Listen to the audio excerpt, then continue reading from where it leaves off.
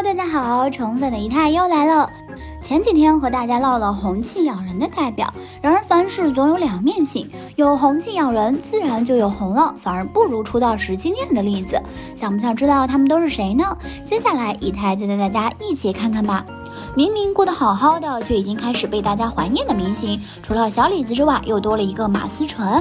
看多了电影里一顿饭吃一大盘炒牛河，再加8、9个烧麦披水晶虾饺的他，以及出席活动时胖到几乎认不出的他，大家似乎都忘记了他以前也是长发飘飘、笑容甜美的文艺女神。早期还是名不见经传的小书模时，她身材纤细，五官立体又精致，笑容极具感染力，是无数人心目中的校花脸。不笑时也有种令人忍不住想要保护的脆弱感，和第一炉香里的葛威龙适配度蛮高的。后来出演电影《左耳》时，他饰演的黎巴拉一出场就惊艳了不少观众，一颦一笑都灵气十足。和霍建华合作《他来了请闭眼》时，他也温婉柔美，诠释了什么叫纯欲风。但自从马思纯走红之后，颜值就渐渐走起了下坡路。虽然五官还是美的，但身材臃肿了很多，而且气质也发生了变化，那种不食人间烟火的文艺感消失了，取而代之的是接地气的憨厚朴实。就算他在综艺节目上每天为自己读诗买花，把房间布置得像公主城堡一般，也营造不出精致美好的氛围感。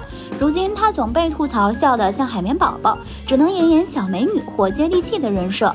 即使现在逐渐瘦下来，也找不回当年那种惊艳感了。沈月一开始也是靠颜值获得关注的，五官甜美、气质清新的她，把日系风拿捏得很到位。虽然后来被网友吐槽过照片修图修得有点过分，但她第一次在荧幕上亮相时，也是被夸过颜值的。出演校园纯爱剧《致我们单纯的小美好》时，她留着一头短发，古灵精怪、俏皮可爱，一下子击中了无数观众的心。那时候的她看起来和照片中的差距不算太大，巴掌脸、大眼睛，日系氛围感十足。但后来再看到她，就不如刚开始惊艳了。她在娱乐圈里也完全没有身材优势，个子不高，身材比例也一般，很多穿搭都驾驭不了。如今她再怎么减肥调整妆容，也很难找回那份灵动又自然的气质了。初见时被惊艳的还有东宫里的小凤，剧中的她是美艳的塞外公主，一袭红衣，明艳俏丽，还拥有精致的五官和高眉骨、高鼻梁，很符合角色的人设，美得让人移不开眼。脱下红衣依旧光彩照人，每个镜头都美到发光。剧火了，彭小苒也凭借盛世美颜走红了，观众们都迫不及待的想要再次看到她的绝美扮相。但没想到出了东宫的她，脸还是那张脸，却没有了夺目的惊艳感，和其他女明星站在一起也没有想象中的出圈。精修图好看是好看，但没有什么辨识度，很难一眼认出来。哪怕再次穿上古装，她也没了大美女的气场。张蓉蓉的颜值巅峰是来得快去得也快，她在《妖猫传》里饰演杨贵妃时，一个抬眸就令观众至今念念不忘。她的扮相美艳绝伦，气质雍容华贵，看到她就会明白什么叫倾国倾城之貌。只是这般惊艳无比的美貌，主要是靠陈凯歌导演的顶级大光。再次看到她穿上古装，反差不是一般的大，真的是同一个人吗？原本流畅饱满的脸上没有往日的精致，仪态也不佳，有种虎背熊腰的壮实感，再加上她不停挤眉弄眼，瞬间仙女变大妈，落差感实在太强。或许是她的混血立体长相和仙侠剧不搭，切换到现代装看着就顺眼了一些，但只能算是五官端正，脸型流畅，远没有到惊艳的程度。精修图也没有救回来，前后反差如此明显，难怪常有观众说爱的是某个角色而不是扮演者。不过大美女保质期最短的当属在国风美少年上一舞惊艳观众的新疆女星哈尼克孜。在台上表演敦煌飞天舞时，她揭下面纱那一刻美得一点都不真实，像是从壁画中走出来的小仙女一样，美目盼兮，巧笑倩兮。她的美清新脱俗又摄人心魄，再加上曼妙的舞姿和窈窕的身材，整个人既有古典美感又有异域风情。节目播出后，她的美貌很快就在全网引起热议，被认为是继佟丽娅、古力娜扎、迪丽热巴之后，又一位能在娱乐圈大红大紫的新疆女星。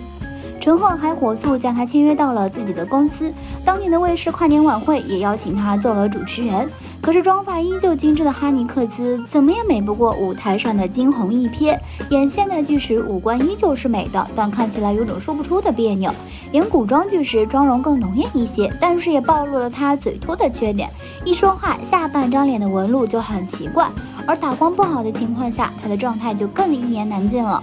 现在的她不能说不漂亮，就是太过于依赖造型和打光了，颜值起伏不定，恐怕戏路也会因此而受限制。现在总被大众热议身材的蒋欣，不管是参加活动的她，还是剧中的她，都被吐槽过骨架大、肩宽腰粗。但实际上，蒋欣刚出道那会儿特别水灵，在《天龙八部》中饰演穆婉清时，巴掌小脸，五官秀丽，气质清纯的她让人过目不忘。在《欢天喜地七仙女》中饰演绿儿时，她不仅驾驭得了奇葩的妆容，眼神里也透着一股机灵劲儿，在一众女演员中特别亮眼。后来在《甄嬛传》里，她饰演的华妃雍容华贵，精致美艳，就算恃宠而骄、嚣张跋扈，观众也根本讨厌不起来。《甄嬛传》这部剧也捧红了她戏约不断，频频出现在各大电视剧中。可是从《欢乐颂》开始，蒋欣就逐渐发福，在镜头里显得虎背熊腰，这样的身材在红毯上也比较吃亏，一旦选错了造型就会很灾难。虽然她的五官依旧标致，但现在的她没了当年的轻盈感和灵气，整个人的状态也疲惫了很多。长相略显寡淡的陈都灵，靠美艳港风造型、古装造型获得过不少好评，但这些精心捯饬过的造型都不如她当年刚走红时乖巧甜美的模样打动人心。陈都灵本是南京航空航天大学的学霸，因一张证件照而走红网络，并得到了拍戏的机会。学生时期的她几乎不施粉黛，完全就是学校里那种乖乖女校花。拍电影《左耳》时，陈都灵的演技很青涩，但颜值也完全经得起镜头考验。去快乐大本营宣传电影时，只化淡妆的她就已足够好看，五官精致，脸型秀气，眼神也清纯无辜，如清水芙蓉般脱俗。但走红后的她，或许是为了拓宽戏路，开始尝试各种各样的造型，有的造型蛮美的，有的造型却奇奇怪怪，完全认不出是她。以前的清纯和灵气也消失不见，现在的她莫名适合演那种白切黑类型的反派，可一旦不注意表情管理，还是很容易翻车。大笑时会暴露很不整齐的牙齿，与温婉女神的形象相去甚远。妆发到位，不做大表情时的她依然算是美女，只是风格不再像之前那样鲜明。凭借电影《踏雪寻梅》被观众熟知的春夏，当时年仅23岁的她就以这部电影拿到了金像奖影后。只可惜走红后的春夏影视资源并没有好到哪里去，颜值还下降了很多。她和马思纯一样，早年也做过书模，还做过淘宝模特、平面模特。凭借小鹿般湿漉漉的大眼睛、空灵又文艺的气质，早早的就积累了一批粉丝。当年的她顶着一袭飘逸的长发，五官俏丽，脸型小巧，眼神里却很有故事，时而像不谙世事、撩人却不自知的清纯少女，时而又像森林中的精灵，充满神秘感。她还有温婉的一面，很像虐文小说里清纯善良却为情所困的女主角。电影《踏雪寻梅》中，她脸上的妆容浓重又粗糙，依旧遮盖不住身上的灵气，有种带着破碎感的美。当成名后获得众多关注的春夏有了更专业的造型师、更昂贵的礼服，也会出席更高端的场合，却怎么看怎么别扭。原本复杂的眼神没有了，每次拍照都像是在瞪眼，总是一副受到惊吓的样子。原本线条流畅的脸型也越来越崎岖，颧骨突出，下颌部位的皮肤有些松弛，鼻子也变宽了很多，看起来很是显老。其实发型、妆容和服饰都比当年更有高级感了，视觉效果却大大下降，整个人显得很呆滞。或许天然去雕式的风格会更适合她吧。看了这么多例子，大家应该也发现了，那些惊艳过无数观众的明星本身底子就不错，在角色滤镜、剧组打光或自身好状态的加持下，就美得更加出众了。只是靠惊艳的外表只能获得一时的热度，如果没有与之匹配的实力，大众的关注度很快就会散去。毕竟娱乐圈最不缺的就是美女，没有拿得出手的代表作，最后只不过是昙花一现。你还想看哪些有趣合集？欢迎在评论区留言告诉一太哦。好啦，今天的视频呢就分享到这里啦。如果喜欢四一太的视频，就请多多点关注，四一太每天都会更新精彩娱乐资讯哦。